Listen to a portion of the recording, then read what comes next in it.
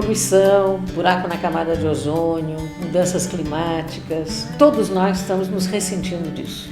Nós temos tratado, a humanidade tem tratado o planeta como sendo fornecedora de recursos naturais absolutamente inesgotáveis.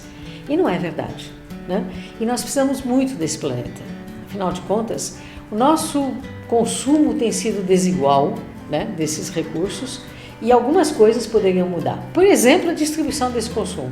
Se a gente dividir o planeta Terra em duas partes, na parte de cima, onde mora 20% da população, onde estão os Estados Unidos, etc., lá eles têm sido responsáveis pelo consumo de 80% dos recursos naturais.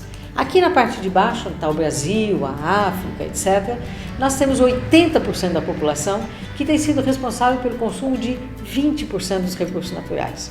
Como vocês veem, a coisa está desigual, está desequilibrada. Mas além de estar desequilibrada, nós temos que pensar também como é que isso nos afeta.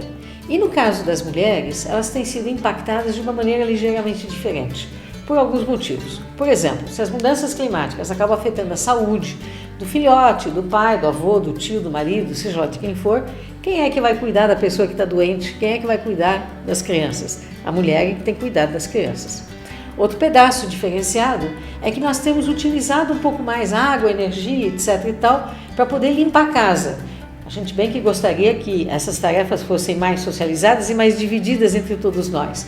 Mas enfim, os hábitos de banho, a limpeza da casa acabam sendo predominantemente responsabilidade nossa. E finalmente, os hábitos de consumo também são predominantemente das mulheres. Nós somos responsáveis por 80% das decisões de consumo. A gente decide que fralda comprar, a compra da cueca para o marido, alimento para todo mundo e o creminho para ficar eternamente jovem, que nos engana que isso vai acontecer, que na verdade não acontece. Isso concentra um poder grande nas nossas mãos. A gente deveria poder exercê-lo de uma maneira consciente, sustentável, né, e com clareza.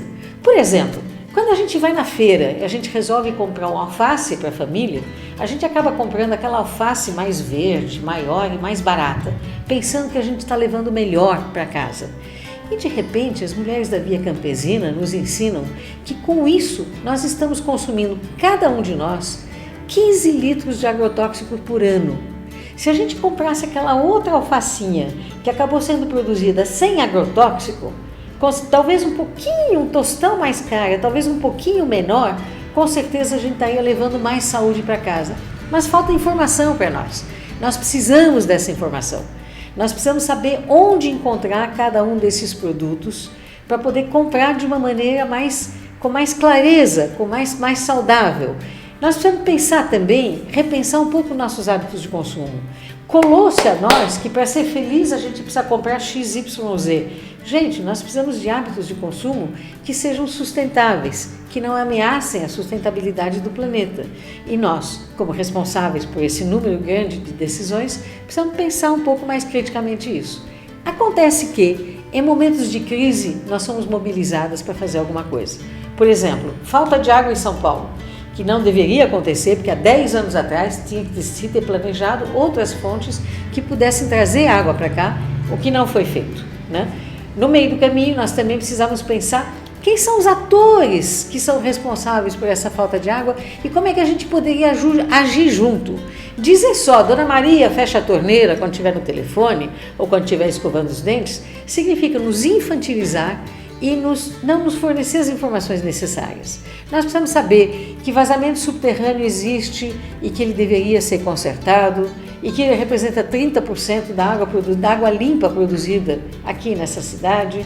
Nós precisamos saber quem são as outras pessoas envolvidas nessa história e essa informação nos é sonegada, porque com isso cada um deveria e poderia fazer a sua parte e cada um deveria e poderia vigiar o bom comportamento dos outros para que todos façam efetivamente a sua parte. Isso significa informação que tem que ser fornecida a nós, e isso significa controle social que nós poderíamos exercer uns sobre os outros, inclusive sobre as políticas públicas, para garantir que nós estamos fazendo tudo que está ao nosso alcance para minorar o efeito dessa crise pela qual nós estamos fazendo o planeta